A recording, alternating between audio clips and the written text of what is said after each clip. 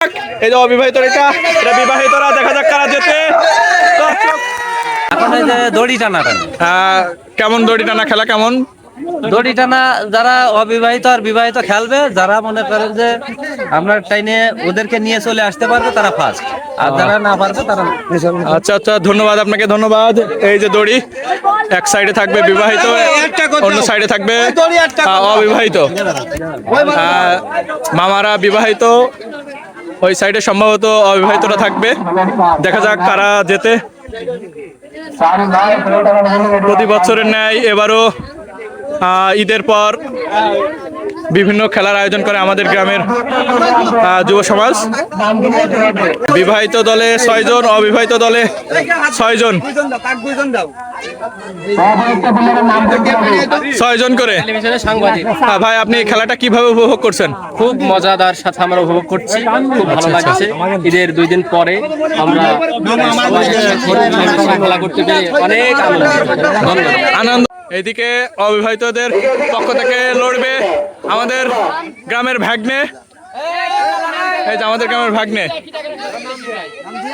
অবিবাহিতদের পক্ষ থেকে আমার কালাম মামু, এদিকে ইমরান, এদিকে রাব্বি, ইমন, অনেকেই। দেখা যাক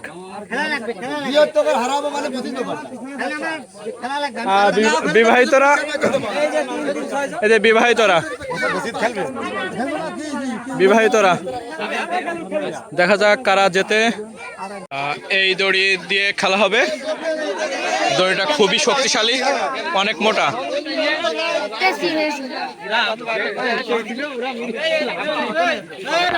এই যে প্রস্তুতি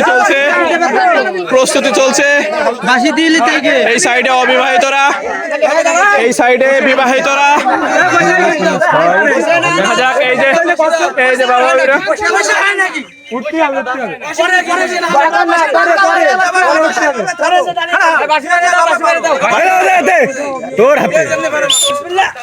দেখা যাক এই যে অবিবাহিতরা, এটা বিবাহিতরা। দেখা যাক কারা যেতে।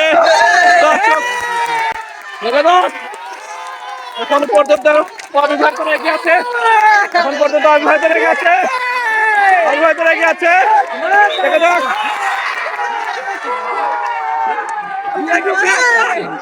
বিবাহিতরা হেরে গেছে, বিবাহিতরা হেরে গেছে, অবিবাহিতরা জিতে গেছে।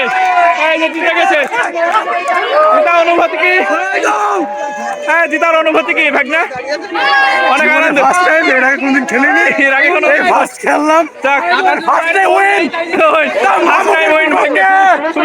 বিবাহিতরা হেরে গেছে। এই যে বিবাহিতরা, যদিও আমিও অবিবাহিত, অবিবাহিতদের অনুভূতি